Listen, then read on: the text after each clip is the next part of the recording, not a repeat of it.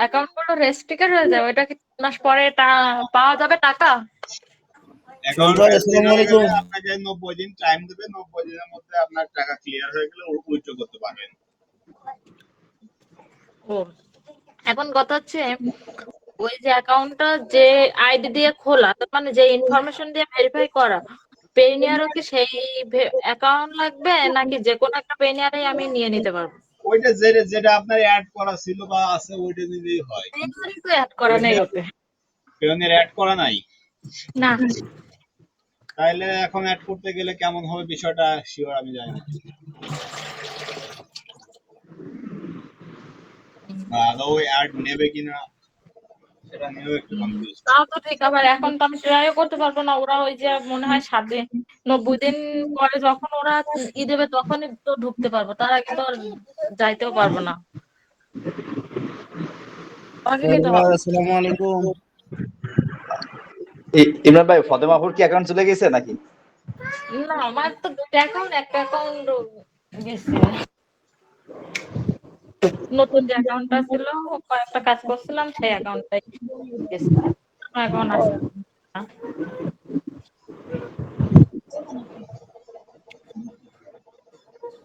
সোহেল ভাই কি অবস্থা, ভালো আছেন নি? জি আছি, বলো, ভালো আছেন? এই তো আছি আলহামদুলিল্লাহ। অ্যাকাউন্ট কি খুলছিলেন আবার? না, এখন খুলি নাই করে আর। আমারও একই অবস্থা। ওই যে গেছে আপনার লগে, আর খুলতাম পারছি না। আসসালামু আলাইকুম সোহেল ভাই, অনেকদিন পরে সাক্ষাৎ। হ্যাঁ, জি সবাই ভাই, ভালো আছেন ভাই? সাক্ষাৎ করতে করতে টাইম শেষ হয়ে যাবে 1 ঘন্টা। পরে হাহু হাহু করতে হবে সবাই। এমনি মনে হয় ব্যক্তিগতভাবে কেউ কারো খোঁজ নেন না। এখন সব আলোচনা, সব পরিচয় পর্ব এখন এখানে সারতেছে। অনেকদিন পরে সবাই এক জায়গায় হলে হবে। যাই হোক, এখন আসলে একটা কথা, তিতা হোক মিঠা হোক বা পানসে হোক, যেরকমই হোক, সত্য কথা সেটা হচ্ছে যে মার্কেট প্লেসে যে অবস্থা, অনেকেরই অবস্থা খারাপ হয়ে গেছে, আর যারা নতুন আছে এদের জন্য একটু কঠিন হয়ে গেছে। সেটা হচ্ছে যে মার্কেট প্লেসে সার্চ দিলে ওই কিছু কিছু গিগ আছে যেগুলো ওই অল্প কিছু গিগ যারা সামনে আসে বা তাদের প্রোফাইলে ঢুকলে অনেকের আছে যাদের কাজ রানিং নাই, কিছু কিছু লোকের কাজ রানিং আছে কিন্তু অনেকেরই কাজ রানিং নাই। এখন এই অবস্থায় বেশ কিছু কারণ থাকতে পারে। এখন হয়তো এক একজনের এক এক কারণে এক এক রকম হয়। এখন হচ্ছে যে আমাদের বর্তমান যে অবস্থা সেটা হচ্ছে যে লিডের যে কাজটা বা লিড জেনারেশনের যে প্রসেস গুলা অনেকটা অটোমেশন হয়ে গেছে। ডাটা এন্ট্রি যে টাইপিং করে বলেন বা এক্সেল কাজগুলো যে অনেক ফর্মুলা ভিত্তিক হয়ে গেছে, আমাদের এই কাজটাও অনেক টুল বেড়ে গেছে, অনেক সফটওয়্যার ভিত্তিক অটোমেশন হয়ে গেছে। ম্যানুয়াল কাজটা এখন অনেক কম। এআই ভিত্তিক হয়ে গেছে বেশিরভাগই। হ্যাঁ, আর্টিফিশিয়াল ইন্টেলিজেন্সের প্রভাবে আরো সহজ হয়ে যাচ্ছে। হতে পারে এখানে হয় কি, অনেকে হয়তো $50 $100 দিয়ে একটা প্যাকেজ নিয়ে 1 মাস ব্যাপী, বা যাদের সামর্থ্য বেশি তারা বা যাদের কাজ বেশি তারা একটু বেশি বা বাৎসরিক প্যাকেজ নিয়ে তারা তাদের মতো কাজ করতেছে, এআই দিয়ে আরো সহজে অল্প সময়ে তারা কাজ করে নিতে পারতেছে। বা আপনার এই যে বিভিন্ন টুল দিয়া অনেক অনেক সহজে অল্প টাকায় অনেক ডেটা পেয়ে যায়, যার কারণে আর ওই ম্যানুয়াল কাজের দিকে ওইটা যায় না। আরেকটা বিষয় হচ্ছে যে আমরা অ্যাপোলোটা সবাই চিনি এবং ওইটার সাথে খুব ভালো পরিচিত। অ্যাপোলো স্ক্র্যাপিং এর কাজটা শুরু হওয়ার পরে এটা অবস্থাটা আরো নাজুক হয়ে গেছে। আর অ্যাপোলোতে একটা বিষয় হচ্ছে যে ফিল্টারিং যেটা করা হয়, ফিল্টারটা করার পরে আপনার মনে করেন যে ইন্ডাস্ট্রি বা যেই নিশের লিড দরকার সেই নিশটা যদি অ্যাকুরেট নাও হয়, তাতেও মনে করেন যে ওইখানে যদি মনে করেন যে বায়ারের যদি দরকার ছিল 100টা লিড, সেইখানে যদি সে ফিল্টার করলো এমন করে মোটামুটি কাছাকাছি গেছে, একদম 100% অ্যাকুরেট হয় নাই। আপনার অটোমেশনে ফিল্টার করলে আপনার 100% অ্যাকুরেট হবে না, এটা সত্য কথা। তবে হচ্ছে যে আপনার মনে করেন যে লিড গুলো আপনার আসলে দরকার সেই লিড গুলো আপনার ওই সার্চ এর মধ্যে আছে, অথবা আপনার 100টা দরকার বা 1000 দরকার, ওখানে তো 5,000 কিংবা 10,000 রেজাল্ট আসছে আপনার টাইটেল, লোকেশন বা ইন্ডাস্ট্রি কিওয়ার্ড দিয়ে। এখন মনে করেন যে ওইখানে যে 1,000 দরকার, 10,000 আসছে, ভালো কথা। এখন 10,000 কিনলেন আপনি কত টাকা দিয়ে বা কত ডলার দিয়া? স্বাভাবিক এখন 10,000 লিড $10 বিক্রি হয়, $15 বিক্রি হয়, $5 বিক্রি হয়, $8 বিক্রি হয়, আবার যদি কেউ ভালো বায়ার পায় তাহলে হয়তো $20, $25, $30 বিক্রি হয়। ওই 20, 30 এটা অবস্থা খুবই উন্নত। তো আনমিউট হবেন না, আমি কথা শেষ করি। মিউট কথা প্রশ্ন থাকলে নোট করে রাখেন। আর হচ্ছে যে এইখানে বিষয়টা আপনার ওই $10 দিয়ে যদি 10,000 লিড পাওয়া যায়, তাহলে $100 দিয়ে কি কেউ 1,000 লিড কিনবে? প্রশ্নই আসে না। দ্বিতীয় বিষয় হচ্ছে যে ওই যেটা বললাম, যদি 1,000 লিড যে তার দরকার, ওই 1,000 লিড কিন্তু তার ওই 10,000 লিডের মধ্যে আছে। এবার মনে করেন যে তার যদি আর একটু বেটার লিড লাগে, হয়তো বা অ্যাপোলোতে যে ভেরিফাইড গুলো আসে ওইগুলো সবগুলো 100% ভেরিফাইড হয় না, বা অনেক বাউন্স করে, অনেক ইনভ্যালিড বের হয়।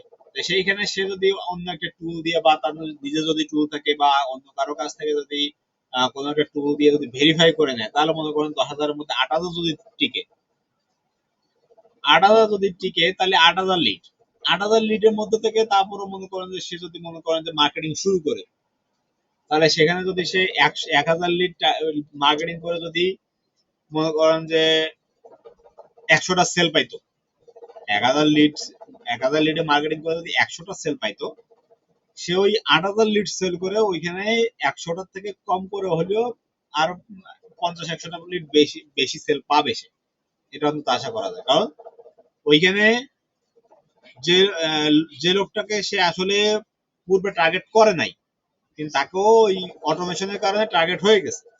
টার্গেট হয়ে যাওয়ার প্রেক্ষিতে এখন সে ওইখানে তাদের কাছেও তার ক্যাম্পেইনটা চলে গেছে। আর এই ক্যাম্পেইন চলে যাওয়ার কারণে তারা যদি মনে করেন যে তারা চিন্তা করে থাকে যে আমার এই সার্ভিসটা বা এই প্রোডাক্টটা আমার এখন দরকার না, হয়তো 2 মাস বা 15 দিন পরে দরকার, সে হয়তো চিন্তা করলো যে সুযোগ যেহেতু পাইছি বা কম দামে পাচ্ছি, তাহলে আমি এখান থেকে সুযোগটা নিয়ে নিতে পারি, বা আমার কাছে একটা অফার আসছে, এরকম একটা চিন্তা ভাবনা থাকতে পারে। একবারে থাকবে এমনটা না, আমি বলতেছি থাকতে পারে। কারণ এইটা হচ্ছে যে যতক্ষণ না পর্যন্ত ঘটবে ততক্ষণ পর্যন্ত সেটা কনফার্ম নেওয়া যাবে না, একটা সম্ভাবনা হিসেবে রাখতে হবে। আর এরপরে হচ্ছে যে এইখানে তার মার্কেটিং খরচটাও বেঁচে গেল, আবার তার সময়টাও বেঁচে গেল। 10,000 লিড বের করতে মাত্র কয়েক ঘন্টা সময় লাগে। আর 1,000 লিড যদি ম্যানুয়ালি বের করতে আপনাকে কোনো অর্ডার দেয়, তাহলে মিনিমাম আপনার 4-5 দিন সময় লেগে যায়। একটা হচ্ছে আনুমানিক একটা হিসাব। আর এইখানে হচ্ছে যে বিষয়টা অনেক বড় একটা ক্ষতিগ্রস্ত হয়েছে লিড জেনারেশন সেক্টরটা।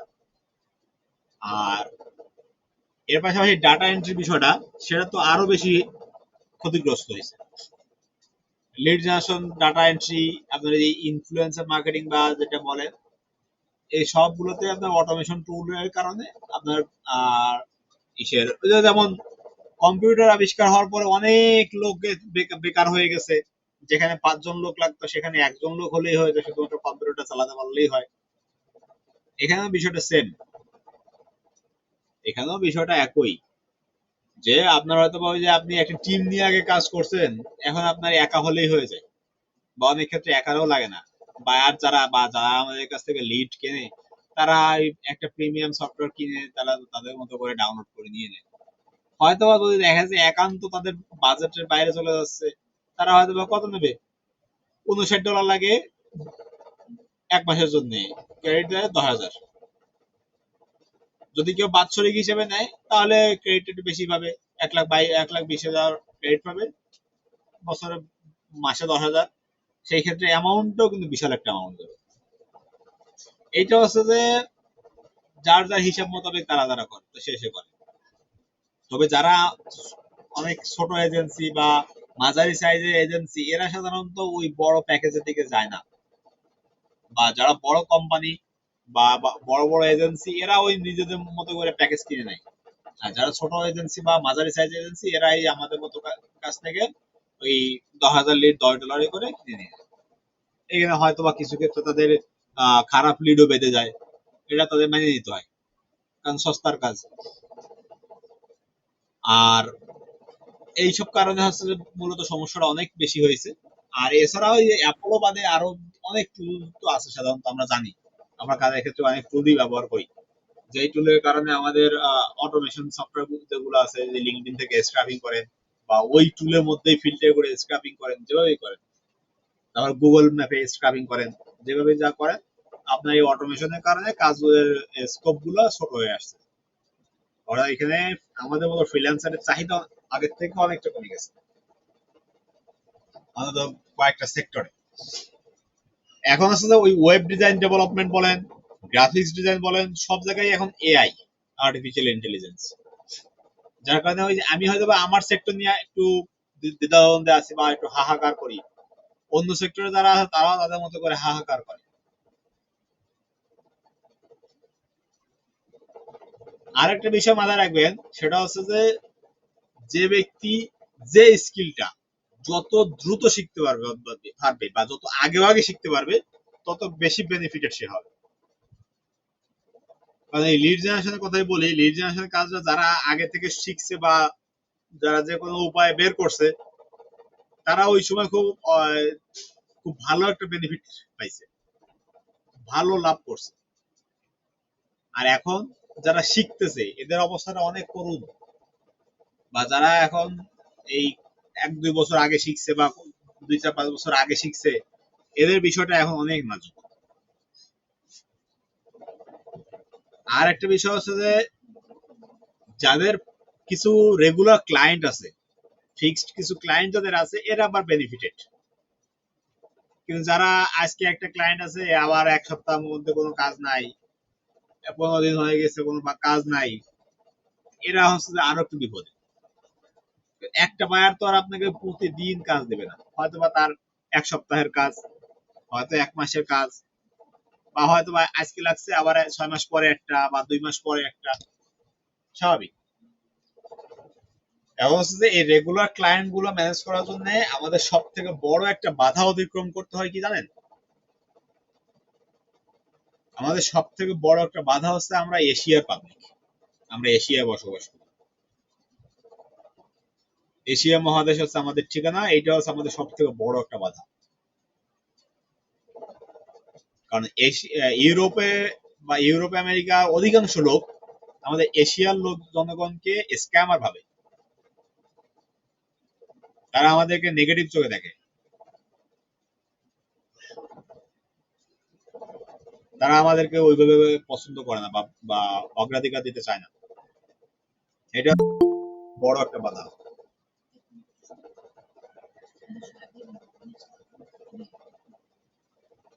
এটা হচ্ছে আমাদের সব থেকে বড় একটা বাধা। অনেকে অনেকে দেখি যারা অনেক বেশ কিছু কয়েক বছর আগে থেকে শুরু করছে বা ভালো একটা অবস্থানে যেতে পারছে, তারা দেশের বাইরে চলে যায়, তারা দেশের বাইরে চলে যায়। হয়তোবা তাদের মনোভাব কি জানি না, হয়তোবা কারো চিন্তা থাকে এই এশিয়ার এই যে লজ্জাটা বোঝানোর জন্য, বা তার হয়তো অন্য কোনো উদ্দেশ্য থাকে। তবে আমাদের সব থেকে বড় বাধা হচ্ছে এইটা, আমরা এশিয়ার নাগরিক। এখন এইটা বাধাটা হইলেও এখন আমাদের কিছু করার নাই, এটা তো আমাদের কিছু করার নাই। আমরা মিডল ইস্টের হইলেও একটা ভাব ছিল। যাই হোক, এখন আছে যে আমাদের এই বাধাটা আসলেও বাধাটা অতিক্রম করার চেষ্টা করতে হবে।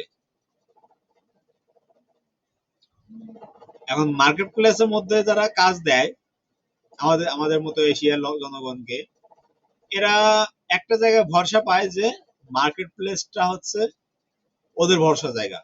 কারণ মার্কেট প্লেসটা ইসরায়েল বলেন বা আমেরিকা বলেন, যে কোনো এক দেশের, যেটা হচ্ছে আমাদের এশিয়ার বাইরের একটা কান্ট্রির, এবং তারা সবসময় বায়ারদেরকেই অগ্রাধিকার বেশি দেয়। আমার আপনার মতো সেলারদেরকে তারা কোনো মতে একটু না দিলে নয়, সেরকম। আর তারা বায়াররা ওই মার্কেট প্লেসের কাছ থেকে সাপোর্ট বেশি পেয়ে থাকে, যার কারণে তারা ভরসা পায় মার্কেট প্লেসের মধ্যে কাজ দেওয়ার, এবং তারা সেইভাবে আমাদেরকে কাজ। আর আমরা যারা মার্কেট প্লেসের বাইরে আউটরিচ করার চেষ্টা করি, এইখানে আমি মনে করেন যে একটা ইমেল ক্যাম্পেইন করলাম, ইমেল ক্যাম্পেইন করলে আমার একটা সম্ভাবনা থেকে যায় যে আমার ইমেল গুলো কি স্প্যাম বক্সে যাবে না তার ইনবক্সে যাবে, এটা নিয়ে একটা কনফিউশন থাকে।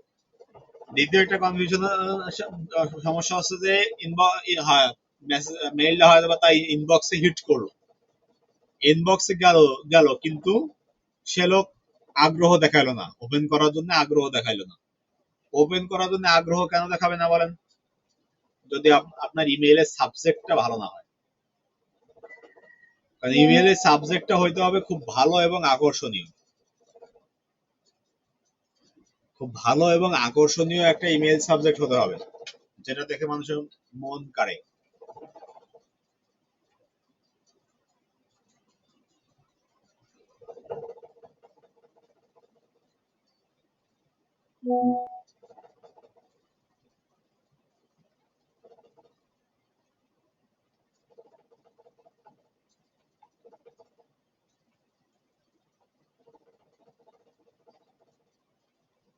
এক মিনিট।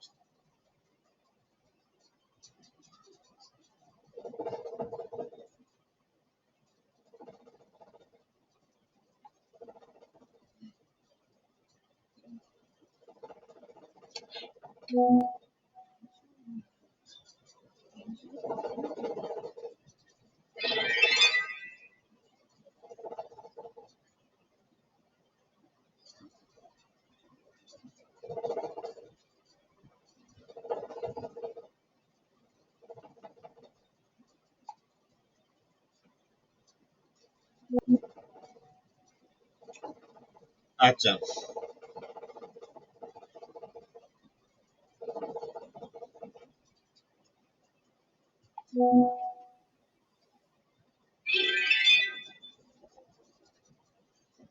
এরপরে হচ্ছে দেখেন যে সেই ইমেইলটা আমার ওপেন করবে না, ওপেন করবে না কারণ হচ্ছে যে আমার যদি ইমেল সাবজেক্টটা ভালো না হয়। এখন মনে করেন ইমেল সাবজেক্টটা আমার খুব আকর্ষণীয় হইলো বা খুব ভালো একটা ইমেল সাবজেক্ট আমি দিলাম, ইমেল সাবজেক্টটা দেওয়ার পরে আমার সে হয়তো বা ইমেলটা ওপেনও করলো, ইমেলটা সে ওপেন করলো, ওপেন করে ইমেইলে যে বডিটা আমি লিখছি বা মেইলটা আমি লিখছি, সে মেইলটার মধ্যে যদি সে পজিটিভ বা তার উপকারে আসবে সেরকম কিছু না পায়, তাহলে সে আগ্রহ দেখাবে না। আরেকটা বিষয়, সে আগে থেকেই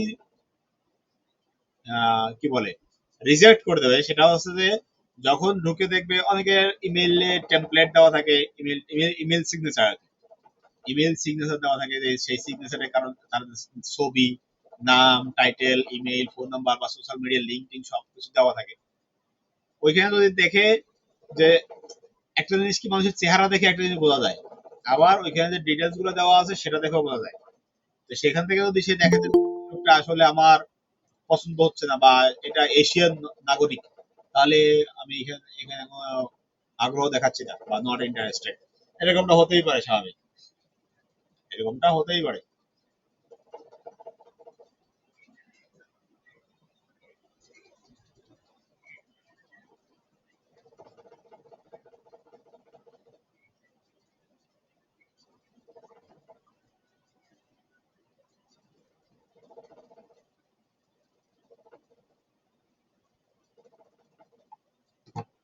আচ্ছা, একটা সেকেন্ড, প্রশ্নোত্তর পর্ব একটু পরে আসি,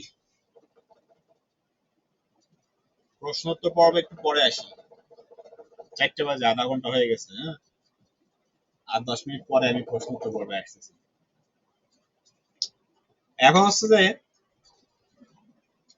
ওই ইমেইলের সাবজেক্টটা বা ইমেইলের বডিটা বা যে ইমেইলের মেসেজটা যেটা হবে সেটা যদি আমার মনে করেন যে তাকে আমি লিখলাম, যদি আমি লিখে থাকি এমন যে হ্যাঁ আমি অমুক, আমি এত বছর যাবত এই কাজ করি, আমি তোমার এই জিনিস প্রোভাইড করতে পারবো বা এই ধরনের লিড দেবো, বা আমি এই সার্ভিস প্রোভাইড করি, যদি তুমি নিতে চাও আমার সাথে যোগাযোগ করো বা আমাকে অর্ডার করো, এরকম কিছু যদি এরকম কিছু হয়ে থাকে, তাহলে তো সাথে সাথে তারা নেগলেক্ট করবে বা রিজেক্ট করে দেবে। কারণ একটা বিষয় হচ্ছে যে সরাসরি বিক্রির কথা বলা, সেটা আপনি লিঙ্কডইনে বলেন বা ইমেল ক্যাম্পেইন করে বলেন, এটা প্রফেশনাল কোনো ওয়ে না। আপনার প্রফেশনালিজম ভাবে আপনি তাকে অ্যাপ্রোচ করতে হবে, প্রফেশনালিজম থাকতে হবে, যে যাতে করে সে বুঝতে না পারে যে সে আমাকে সরাসরি আমার কাছে সার্ভিস সেল করার কথা বলতেছে। তাকে ইনডিরেক্টলি বোঝাইতে হবে, বা আমার পরবর্তীতে যখন তার সাথে আমার চ্যাটিং হবে বা কথাবার্তা হবে, হতে পারে ওই ইমেইলেই রিপ্লাই হবে, অথবা হোয়াটসঅ্যাপ নাম্বার দিল, বা আদার কোনো মাধ্যমে আপনার সাথে সে কথাবার্তা বলবে, ভালো কথা বলুক, কিন্তু সেখানে বিষয়টা এমন হবে যে দুজনের কথার মধ্যে আপনি সরাসরি না বুঝাইয়া একটু ইনডিরেক্টলি তারা বোঝাবেন যে তার কাছে আপনি সার্ভিস সেল করতে চাচ্ছেন।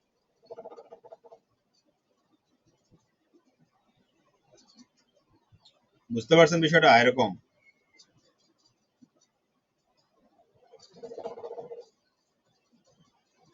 এখন হচ্ছে যে এখানে একটা প্রশ্ন আসে যে ভালো কথা, হ্যাঁ আমরা মার্কেটের বাইরে যে কাজ পাবো বা কাজ করব, এখন এইখানে কাদেরকে টার্গেট করবো, কিন্তু কাদেরকে টার্গেট করার আগে আর আরো কিছু স্টেপ আছে যে নিজেকে আগে সাজাইতে হবে। আমার বায়ার খোঁজার আগে আমার নিজের ঘর সাজাইতে হবে। নিজের ঘর না সাজাইলে বায়ার আমি দেখাবো কি, বা বায়ার কি দেখে আমার ঘরে বসবে, বা আমার ঘরে বসবে কোন জায়গায়, সেই জায়গাটা আমার আগে তৈরি করতে হবে। সেটার জন্য আমার যে স্কিলটা আছে, এই স্কিলটাকে আমার খুব ভালোভাবে ডেভেলপ করতে হবে, যাতে করে সে যখনই আমার স্কিলে বা আমার এই টপিক সম্পর্কে কোনো প্রশ্ন করবে, আমি যেন সাথে সাথে তাকে অ্যান্সারটা দিতে পারি এবং সঠিক অ্যান্সারটা দিতে পারি। যদি সে আমার কাছে এই বিষয়ে কোনো ইনফরমেশন জিজ্ঞেস করে, ইনফরমেশনটা যেন সঠিক হয়, বা হয়তোবা মেন্টর আছে, মেন্টরের কাছে হেল্প দেবো, ভালো কথা, এটা ঠিক আছে, সে সাপোর্ট করবে, কিন্তু প্রাথমিক অবস্থাটা অন্তত আমি যাতে সাপোর্ট দিতে পারি বা আমি যাতে ম্যানেজ করতে পারি, সেটুকু ক্যাপাবিলিটি সবার থাকতে হবে। প্রাথমিক স্টেপটা নিজের ম্যানেজ করতে হবে, ম্যানেজ করার ক্যাপাসিটি থাকতে হবে। এরপরে দ্বিতীয় বিষয় হচ্ছে যে আমার যে স্কিলটাকে তো ভালোভাবে শিখতে হবে, এটা তো আছেই। এরপরে হচ্ছে যে তার সাথে কথা বলা, সে কি কথা বলতে চাচ্ছে, বা সে তার মেসেজে কি বলতেছে, বা মেসেজে হোক, হয়তো বা একটা পর্যায়ে কারো কারোর সাথে ভিডিও কল হয়, কিন্তু সবার সাথে ভিডিও কল হয় না, কিন্তু সে মেসেজ যেটা করতেছে, মেসেজটা এবং সে যে কাজের কথা বলতেছে সেই কাজটা আমি বুঝতেছি কিনা, বা সে যে প্রশ্ন করছে প্রশ্নের অ্যান্সারটা আমি তাকে সঠিকভাবে বুঝাতে পারতেছি কিনা, এই বিষয়গুলো লক্ষ্য রাখতে হবে। 3 নম্বর হচ্ছে আমার একটা বায়োডাটা তৈরি করতে হবে, একটা সিভি আমার খুব দরকার, তবে সিভিতে কোনো ভুল ইনফরমেশন ব্যবহার করা যাবে না, যাতে করে ওই সিভি দেখে যদি আমাকে প্রশ্ন করে আমি যদি পরে উত্তর দিতে না পারি, এরকম পরিস্থিতিতে পড়া যাবে না। এরপর হচ্ছে নিজে যে কাজ করছি তার কিছু স্যাম্পল আমার রেডি করতে হবে, স্যাম্পল গুলো আমার একটা জায়গায় স্টক করতে হবে, যখন একটা লিঙ্ক বানাইতে হবে, সেটা হতে পারে সেইটা আপনার কোনো ওয়েবসাইট, হতে পারে আপনার কোনো পিডিএফ ফাইল, হতে পারে আপনার কোনো ডক্স, বা হতে পারে যে কোনো সোশ্যাল মিডিয়া প্ল্যাটফর্ম বা যে কোনো কিছু জায়গায়, যেখানে যেসব জায়গায় আর কি এগুলো রাখা যায়, সেরকম ভাবে আপনার একটা ইয়া করতে হবে, যে আপনার পোর্টফোলিও রেডি করতে হবে। 5 নম্বরে আসবে আপনার হচ্ছে একটা কেস স্টাডি রেডি করতে হবে। কেস স্টাডিটা কি, এটা অনেকেই জানি না। কেস স্টাডি হচ্ছে সেই জিনিস যেটা হচ্ছে যে আপনি কোনো একটা প্রজেক্টে কাজ করছেন, কোনো একটা বায়ারের, সেই কাজে আপনি কি সমস্যা ফেস করছেন এবং সেই সমস্যাটা কিভাবে সমাধান করছেন, সমস্যাটা সমাধান করার পরে ফিডব্যাক কি, এইগুলো আপনার রেডি করতে হবে। এইগুলো দিয়ে আপনার একটা কি বলে স্টাডি, এটাকে বলে কেস স্টাডি। অর্থাৎ একটা থাকবে যে আপনার এই প্রজেক্টটা কোন ধরনের প্রজেক্ট, একটা প্যারা। দ্বিতীয় প্যারা থাকবে এই প্রজেক্টের সমস্যা কি, এরপর থাকবে এই প্রজেক্টের সলিউশন কি বা কত সময় করছেন, এরপর হচ্ছে এইটা থেকে কি ফলাফল আসছে। এই 4টা বা 5টা ধাপে আপনার এই বিষয়গুলো উল্লেখ করতে হবে। এটা হচ্ছে একটা কেস স্টাডি। 6 নম্বরে হবে আপনার লিঙ্কডইন প্রোফাইলটা। লিঙ্কডইন প্রোফাইলটা একদম প্রফেশনাল উপায়ে সাজাইতে হবে। যদি কারো লিঙ্কডইনে যোগাযোগ করা বা লিঙ্কডইনে কোনো বায়ারের সাথে যোগাযোগ থেকে থাকে, তাকে একটু রিকোয়েস্ট করবেন সে যাতে আপনাকে একটা রিকমেন্ডেশন দেয়, যেটা আসলে লিঙ্কডইনে রিভিউ দেওয়া, রিকমেন্ডেশন। এরকম যাতে সে একটা রিকমেন্ডেশন দেয় বা আপনাকে একটা রিভিউ দেয়, যেটা আপনার ক্যারিয়ারের জন্য অনেক উপকারী। তবে এইটা বলেও নিজেদের মধ্যে দেওয়া নেওয়া করবেন না। আপনি নিজে একজন সেলার, তুমি আরেকজন সেলাররে আপনি রেকমেন্ড করতেছেন কার কাছে? এটা কোন যুক্তিতে? নিজেদের মধ্যে অন্তত এই কাজগুলো করতে যাবেন না। গেল। এরপরে হচ্ছে যে হতে পারে যে কেউ হয়তো বা ডাটা এন্ট্রিতে খুব ভালো এক্সপার্ট, কেউ হতে পারে যে লিড জেনারেশনে খুব ভালো এক্সপার্ট, কেউ হতে পারে ইনফ্লুয়েন্সার মার্কেটিং এ খুব ভালো এক্সপার্ট বা ইমেল মার্কেটিং এ এক্সপার্ট। একজনের একদিকে এক্সপার্টিস থাকতে পারে। তবে যার যেদিকে এক্সপার্টিস আছে সে সেই ধরনের বায়ারদেরকে টার্গেট করবেন। চেষ্টা করবেন সেই ধরনের যারা বায়ার আছে বা সেই ধরনের এজেন্সি যারা আছে বা কোম্পানি যারা আছে তাদেরকে টার্গেট করবেন। এখন এইখানে রিয়াজ ভাইয়ের একটা প্রশ্ন আছে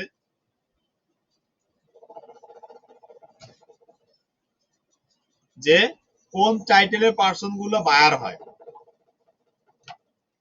এইটার কোনো সুনির্দিষ্ট ব্যাখ্যা নাই বা সুনির্দিষ্ট কোনো টাইটেল নাই।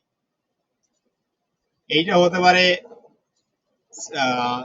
মার্কেটিং ম্যানেজার বা মার্কেটিং ডিরেক্টর বা সেলস ডিরেক্টর বা সেলস ম্যানেজার, বা হতে পারে বিজনেস ডেভেলপমেন্ট ম্যানেজার, বা হতে পারে কোম্পানির মালিক নিজেও হতে পারে, বা কোম্পানির যিনি সিইও আছে তিনি হতে পারে, বা কোম্পানির যিনি মার্কেটিং ডিপার্টমেন্টের যে কেউ আছে হতে পারে, সে এইচআর লেভেলের কেউ হতে পারে, এইচআর ডিপার্টমেন্টের এনিওয়ান। তবে আমাদের এই জিনিসটা ম্যাক্সিমাম ক্ষেত্রে হয় কি, আপনি যদি বড় কোম্পানিকে টার্গেট করেন তাহলে বড় কোম্পানিতে অনেকগুলো ডিপার্টমেন্ট থাকে।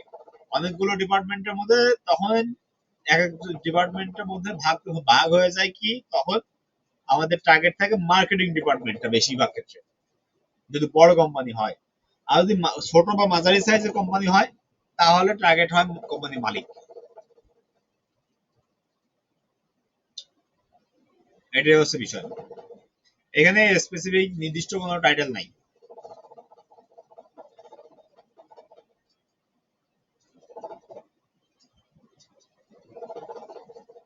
বিষয়টা কি বুঝতে পারছেন সবাই?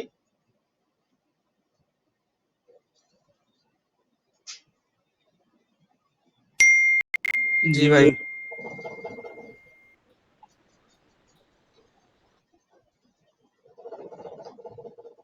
এখন হচ্ছে যে বিষয়গুলো আমি বললাম আবার একটু সংক্ষেপে আমি একটু রিভিউ করি। সেটা হচ্ছে যে আগে হচ্ছে নিজের ঘর সাজাইতে হবে। বায়ারকে কোন ঘরে এনে বসাবো সেটা আমার রেডি করতে হবে। সেটা কি? সেটা আমার স্কিল। দ্বিতীয়ত হচ্ছে আমার একটা সিভি বানাইতে হবে, প্রফেশনাল একটা সিভি, সঠিক তথ্য দিয়ে আমার একটা সিভি বানাইতে হবে।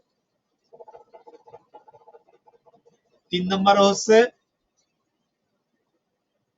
3 নম্বরে যদি কি বলছিলাম যে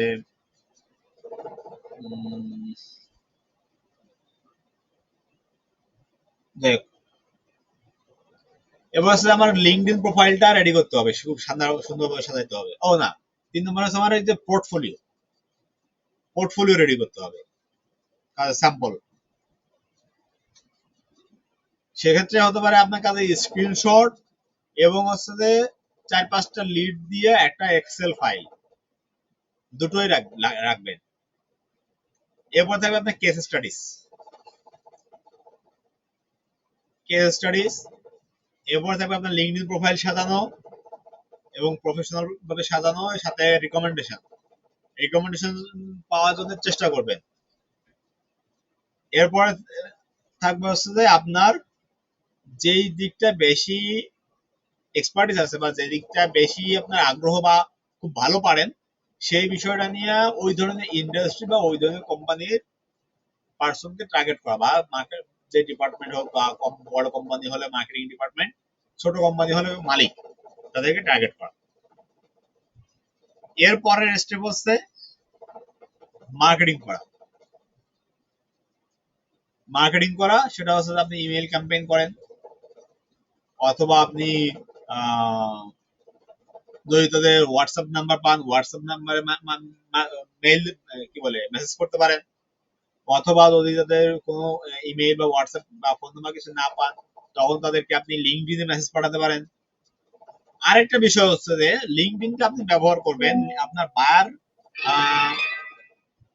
বায়ার পাওয়ার জন্য, বা বায়ারদের সাথে কমিউনিকেশন করার জন্য, বা সেজন্য আপনার লিঙ্কডইনটা কিন্তু খুব বেশি একটা ইম্পর্টেন্ট। লিঙ্কডইনটা সাথে সার্চ নাভিগেটর,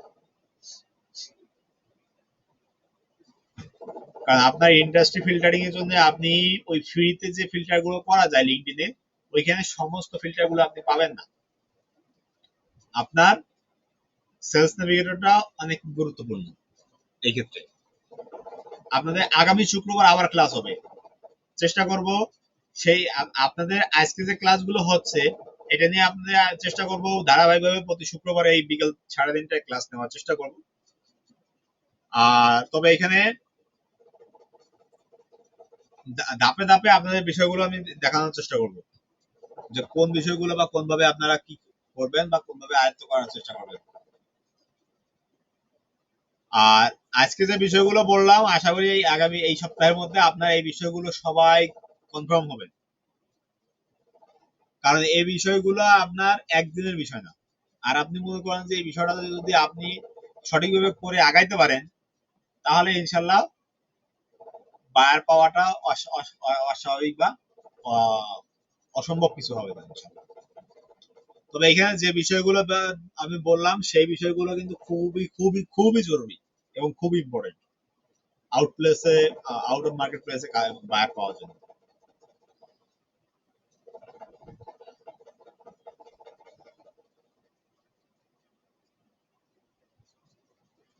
আচ্ছা, এখন আমি যদি কারো প্রশ্ন থাকে হ্যান্ডস আপ করবেন, আমি একবার করে জিজ্ঞেস করবো, নাহলে সবাই একবারে বললে কারোটাই কিছু বোঝা যাবে না। যে যতটুকু নিয়ে পর্যন্ত আলোচনা হয়েছে, কারো কোনো প্রশ্ন থাকলে হাত জাগাবে। ফাতেমা আপু বলেন। ভাই, যে লিনক্ডইন অ্যাকাউন্টের সেলস নেভিগেটর বা বললেন, আমার মনে হয় যে আমার কথা কি ও আরেকটু বিষয় আমি বলি, সেটা হচ্ছে আপনি যখন কোনো বায়ারকে লিঙ্কডইনে খুঁজবেন বা লিঙ্কডইনে তাকে রিচ করার চেষ্টা করবেন, তখন অবশ্যই নিজের প্রফেশনাল অ্যাকাউন্ট দিয়ে করবেন। নিজের প্রফেশনাল যে অ্যাকাউন্টটা আছে সেই অ্যাকাউন্টটা দিয়ে রিচ করার চেষ্টা করবেন। সেটা হচ্ছে যে সেটা হবে কি, মনে করেন যে আপনি কারো প্রোফাইলে ভিউ করলে তো সে একটা নোটিফিকেশন পাবে যে হ্যাঁ অমুক আমার প্রোফাইলে আসছিল, একটা নোটিফিকেশন পাবে। এই নোটিফিকেশনটা দিয়ে তার একটা আগ্রহ তৈরি হতে পারে যে সে আমার প্রোফাইলটা ভিজিট করবে। এরকমটা হয়, অন্তত 85% লোকের ক্ষেত্রে এটা হয় যে আমার প্রোফাইলটা সে ভিউ করছে, দেখি আমি তার প্রোফাইলটা একটু ভিউ করে আসি যে তার প্রোফাইলটাতে কি এমন আছে। এটা মিনিমাম 85% লোকের ক্ষেত্রে হয়, মিনিমাম। হ্যাঁ, এবার বলেন হতে হবে। আমরা বলছি যে লিনক্ডইন অ্যাকাউন্ট ভেরিফাইয়ের ক্ষেত্রে এইটা তো মনে করেন পাসপোর্ট ছাড়া হয় না আমার জানা মতে। আর কোম্পানির ইমেল লাগে, আর একটা যে পজিশনের চাকরি করতে, এক্ষেত্রে আমরা কি করতে পারি? সবার তো পাসপোর্ট থাকে না, বা ফ্যামিলির যে কোনো কারোর পাসপোর্ট থেকে এটা করতে পারবো, নাকি যার নাম তার পাসপোর্টে লাগবে? লিঙ্কডইন অ্যাকাউন্ট ভেরিফাই হলে নাকি আরো ক্লাস করার সম্ভাবনাটা ভালো বেশি থাকে। হ্যাঁ, এটা অন্তত আমার দৃষ্টিতে মনে হয় যে লিঙ্কডইন অ্যাকাউন্টে যদি ভেরিফাইড থাকে তাহলে এখানে কাজ পাওয়ার পসিবিলিটি বেশি থাকে। কিন্তু হচ্ছে যে এটা ভেরিফাই করতে তো পাসপোর্ট লাগে, পাসপোর্টটা তো সবার নাই। হ্যাঁ, হ্যাঁ, এটাই কথা যে ফ্যামিলি যে আমি যতটুকু জানি যে যার লেনদেনে তার পাসপোর্টে এটা করতে হয়, ভেরিফাই করতে হয়।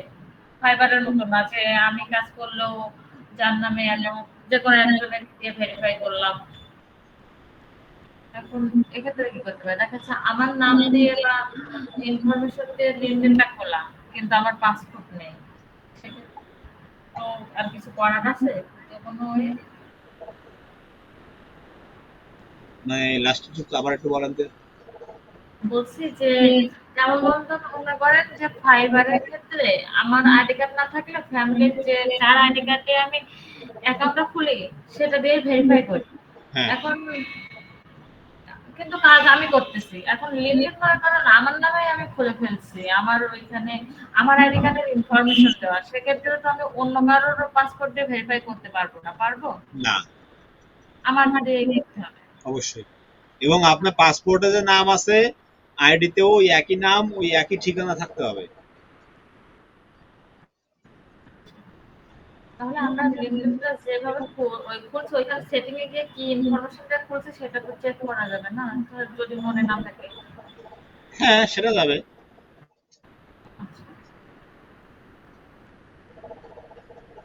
আচ্ছা ভাই মনে করেন অন্য যার পাসপোর্ট আছে তার দিয়ে লেনদেনটা খোলা হয়েছে।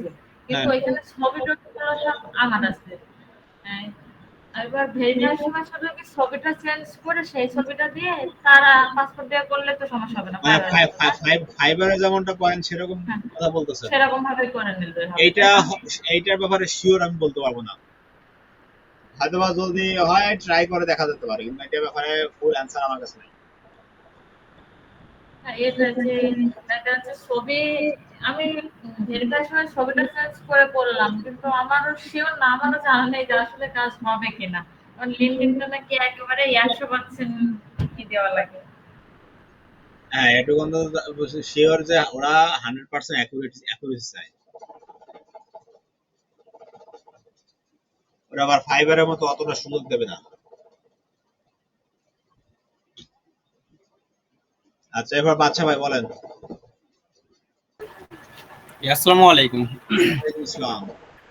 বলতে চাইছিলাম ভাইয়া যে পোর্টফোলিওটা যে রেডি করতে বললেন, তো এটা কি হিসাবে রেডি করতে পারবো পোর্টফোলিওটা?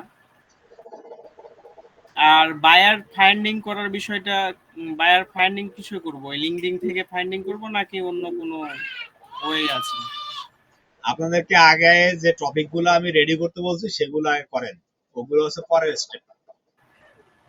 যে ওটাই বললাম, পোর্টফোলিওটা আমি কিভাবে ব্যবহার করতে পারি। আর লিঙ্কডইন প্রফেশনাল বলতে আমি যেভাবে কাজ করি, আমার যে কাজগুলো আছে ওগুলো আমি পোস্ট করি, প্লাস আমার অবশ্য ভেরিফাই করা নাই, সেলস নেভিগেটরও কোনোদিন ইউজ করিনি আমি। এইখানে এইখানে যে কজন আছে আমার মনে হয় কারো অ্যাকাউন্টে ভেরিফাই করা নাই।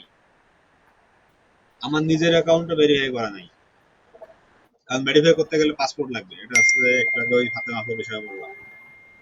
এই এই লিঙ্কডইনের অ্যাকাউন্ট পোর্টফোলিওটার বিষয়ে একটু আমাকে বলেন যে পোর্টফোলিওটা তো বললাম যে কিভাবে। আপনি যে কাজ করছেন সেই কাজের স্যাম্পল, সেই কাজের কিছু স্ক্রিনশট, এবং হচ্ছে যে আপনার ওই যে বললাম যে 5টা 10টা লিড বের করে তার একটা এক্সেল ফাইল, এগুলো আপনার রাখতে হবে। হ্যাঁ, ওগুলো কি মানে কোনো ওয়েবসাইটের মাধ্যমে, যেমন গুগল সাইট বা হচ্ছে যে ব্লগ সাইট, এগুলোতে রাখবো নাকি সব এমনি থেকে রাখবো? সব থেকে বেশি ভালো হয় নিজের যদি একটা ওয়েবসাইট থাকে, সেটা হচ্ছে সব থেকে হুম। ভালো হয়। কিন্তু এখন হচ্ছে যে সবার পক্ষে এখানে ডোমেইন হোস্টিং কেনা সম্ভব না, বা সবাই এটা পারবে না। সেক্ষেত্রে গুগলের ব্লগার আছে, গুগল গুগল ওয়েবসাইট, ওয়েব আছে, ওয়েব স্টোর আছে, সেখান থেকে ফ্রিতে ওয়েবসাইট তৈরি করা যায়। শুধু গুগলের না, ওয়ার্ডপ্রেসের আছে বা বিভিন্ন সাইটের আছে, যে সেখান থেকে ফ্রি ওয়েবসাইট বানানো যায়। হয় কি, আমি যে নাম দিছি যে হয়তো বা আমার নাম হয়তো imranhosen.com, ওই imranhosen.com এর সাথে আমার ওই ওই কোম্পানি যে যাদের কাছ থেকে নিচ্ছি তাদের সাইটটাও সাথে দেওয়া থাকে। এইটা হচ্ছে একটু বিষয়, আর কিছু না। ওইখানে পরবর্তীতে ভিতরে আপনার ডিজাইন করে আপনার ছবি, আপনার তথ্য, আপনি কি কাজ করেন, আপনার কতদিন যাবত কাজ করেন, আপনার অ্যাবাউট সম্পর্কে, আপনার কন্টাক্ট ইনফরমেশন, আপনার কাজের স্যাম্পল, সবকিছু আপনি এখানে অ্যাড করতে পারবেন। হুম। তাহলে গুগল ব্লগ সাইটে এটা আমি সাজাতে পারি, বা ইচ্ছে হ্যাঁ, করলে ডোমেইন। পারেন। যদি ডোমেইন নিলে সব থেকে ভালো হয়। যদি সেটা না পারেন, আপনার গুগল ব্লগ আছে, গুগল গুগল ব্লগ সাইট আছে। তারপর আপনার হয়তো ওয়ার্ডপ্রেস এর মধ্যে ফ্রি ডোমেইন দেয়, বা বিভিন্ন সাইটে আছে, সেখান থেকে আপনি ওগুলো নিতে পারেন। আপনি কি কোনো ওয়েবসাইট সাজেস্ট করতে পারেন এরকম, যে এরকম অনুরূপ করতে পারেন আপনি, বা এরকম করলে ভালো হবে? মানে এরকম, মানে ওয়েবসাইট সম্বন্ধে কোনো ধারণা তেমন তো নাই তো। মানে ডিজাইনটা, হ্যাঁ, ডিজাইনটা এমন করলে ভালো হবে, এরকম একটা স্বাভাবিক এইটার ব্যাপারে সাজেস্ট করলে পেতে। এইটার ব্যাপারে আপনি গুগলে যদি সার্চ করেন যে পোর্টফোলিও ওয়েবসাইট, এটা লিখে যদি আপনি সার্চ করেন, অনেক ধরনের স্যাম্পল আপনি পাবেন। ওখান থেকে আপনার যেটা সব থেকে ভালো মনে হবে বা পছন্দ হবে, সেরকমটা আপনি নিতে পারবেন। আরেকটা বিষয় হচ্ছে যে আপনি যদি ওয়ার্ডপ্রেস দিয়ে ডিজাইন করেন, আমি ওয়ার্ডপ্রেস এর কথাটাই বলতে পারি, কারণ আমার ওয়ার্ডপ্রেস দিয়ে আমারটা করা। সেক্ষেত্রে আপনার ওখানে আপনি কিছু রেডিমেড থিম পাবেন, যে থিম গুলো শুধুমাত্র আপনি কাস্টমাইজ করে নিতে পারবেন। হয়তোবা ওইখানে হয়তোবা ডিফল্ট ভাবে একজনের নাম ছবি দেওয়া আছে, আপনি হয়তো ওইখানে নাম ছবি আপনারা পাল্টাই নেবেন, এটুকুই। ওইটাকে ইনস্টল করে আপনি শুধু ওইটাকে কাস্টমাইজ করে চেঞ্জ করে নেবেন। পোর্টফোলিও ওয়েবসাইট পাওয়া যাবে ওখানে গেলে, হ্যাঁ আমি হ্যাঁ, হ্যাঁ, দেখেছি। হ্যাঁ, অবশ্যই। আর সিভির কথাটা বললেন, সিভি বলতে আমার যে রিয়েল লাইফে পড়ালেখা করছি এগুলো দিব, নাকি আমি যেগুলো? হ্যাঁ, এগুলো তো থাকবে, আপনার রিয়েল লাইফে পড়ালেখা এগুলো থাকবে, সাথে আপনার এই যে স্কিল আছে, এটাও আপনার উল্লেখ থাকবে। সেখানে আপনার কন্টাক্ট ইনফরমেশন থাকবে, আপনার ছবি থাকবে, নাম থাকবে, এমনি নর্মাল সিভি যেমনটা হয় সেরকমটাই। সাথে আপনার এই যে যে স্কিলটা নিয়ে আপনি কাজে নামবেন, সেটাও আপনার থাকতে হবে। হ্যাঁ, এটা তো বুঝতে পারছি, মাস্ট বি। তবে আমার তো এখনো অনার্স কমপ্লিট হয়নি, আমি সিভি রেডি এখনো করিনি। তাহলে যেটুকু আছে সেটুকু দিয়েও অন্তত করতে পারেন। আপনার ক্যানভা দিয়ে একটা সিভি আপনারা বানাতে পারেন, বা বিভিন্ন সিভি মেকার টুল আছে, ওয়েবসাইট আছে, সেখান থেকে আপনারা ফ্রিতে সিভিটা বানাতে পারেন। শুধু কাস্টমাইজ করে আপনার ইনফরমেশন দিয়ে নেবেন, সেখানে টেমপ্লেট আছে, কাস্টমাইজ করে নিজের ইটা দিয়ে নেবেন। আচ্ছা ভাই, আগে দেখি, ট্রাই করি, তারপরে আপনার সাথে আবার যোগাযোগ করবো। আচ্ছা, ফাতেমা বলেন। আমরা বলছি যে ওই যে ভেরিফাই যে বিষয়টা, ওটা তো পাসপোর্ট ছাড়াও আমি এই দেখলাম যে কোম্পানির ডোমেইনে, যে কোম্পানিতে আমি চাকরি করি সেই ইডে। তো সেক্ষেত্রে যদি ওয়েবসাইট থাকে, মনে করেন সাপোজ আপনার ওয়েবসাইট আছে, আমি আপনার ওই যে ওয়েবসাইটের এমপ্লয়ের একটা ডোমেইন পাই না, হুম, যেটা দিয়ে ওইভাবে কি করা যায় ভেরিফাই? এইটা আমার যতটুকু জানা, সেটা হচ্ছে যে সেটা হচ্ছে যে আপনার লিঙ্কডইনে যুক্ত থাকতে হবে, শো করানো থাকতে হবে যে হ্যাঁ, হতে পারে আপনি লিড জেনারেশন স্পেশালিস্ট অমুক কোম্পানি, হতে পারে আমাদের অনেক প্রোফাইল তো দেওয়া আছে, ফাইবার দেওয়া আছে। তার মনে করেন যে আমি হয়তো lead generation expert on fibre. এখন ওই ফাইবারের ডোমেইনের সাথে আমার একটা ভ্যালিড মেইল থাকতে হবে। সেইটা দিয়ে দিলে সেটা হবে কিনা এটাও আমি শিওর না, তবে ট্রাই করে দেখা যেতে পারে। ওদের ওদের অবশ্যই এই অপশনটাও আসে ওইখানে। হ্যাঁ, এখানে আমি দেখি যে আহ, ওই যে শো করে যে 2 মিনিট লাগবে কোম্পানি নিয়ে ভেরিফাই করতে, 5 মিনিট লাগবে। তোমার কোম্পানিটা হয়তো বা একটু কম লাগবে, কিন্তু ইমেলটা আপনার ভ্যালিড হইতে হবে। অবশ্যই। যেমন আমাদের এখন দেওয়া আছে যে ফাইবারে কাজ করি, একটা ফেক ইমেল তৈরি হয়ে যাচ্ছে অটোমেটিকলি, কিন্তু ওই ইমেল দিলে তো আর আপনার কোডটা পাবো না। আমি একবার ট্রাই করছিলাম, তো ওই ইমেল দিলে তো আর কোড পাবো না আমরা, কোডটা আসা লাগবে আমাদের কাছে। আহ, আমি ওই যে এই গ্রুপে একটা সিভি দিছি, বাসায় এটা দেখতে পারেন। বর্তমানে আমি একটা সিভির কাজ করতেছি, তো সেখানে ওইখান থেকে ডাউনলোড করে আপনাকে পাঠাইলাম। হ্যাঁ, ওটা ক্যানভাতে সিভি বানানো যায়, ক্যানভাতে টেমপ্লেট পাওয়া যায়, শুধু কাস্টমাইজ করে দিলে হবে। হ্যাঁ, ক্যানভা থেকে এখন আবার কি কিভাবে লিখতে পারেন সেই জন্য সিভির কাজ বলতে আমার ওইখান থেকে এক্সেলে ডাটা নিতে হচ্ছে। হুম। আর কারো কোনো প্রশ্ন আছে? এখন কেডা আসে? মোস্তফা ভাই, মোস্তফা ভাই এই শেষ সময়ে। সালাম আলাইকুম, ওয়ালাইকুম আসসালাম। ভালো আছেন? আলহামদুলিল্লাহ, কেমন আছেন আপনি? জি আলহামদুলিল্লাহ ভালো। শেষ মিট সময়ে? দিচ্ছেন, আমি বুঝতে পারি না যে মিট দিচ্ছেন। ওরে বাপরে, টাইম দেওয়া 3:30, এখন 4:30 বেজে গেছে। আচ্ছা বলেন, যারা ছিলেন তাদের আর কোনো প্রশ্ন আছে আজকে টপিক গুলো নিয়ে? না ভাই।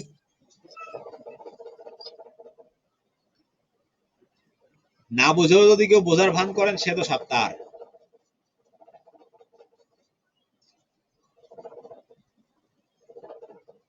ইনশাল্লাহ আগামী শুক্রবার আবার ওই একই টাইমে আবার সবাই জয়েন করার চেষ্টা করবেন। আল্লাহ পাক যদি বাঁচা রাখে তাহলে আগামী শুক্রবার আবার ওই একই টাইমে লিংক দেবো।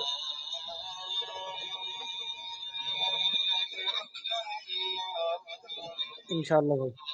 ইনশাল্লাহ। ইনশাআল্লাহ ভাই। তবে যেগুলো আমি রেডি করতে বলছি সেগুলো কিন্তু সবাই রেডি করার চেষ্টা করবেন যথাসম্ভব। ইনশাআল্লাহ।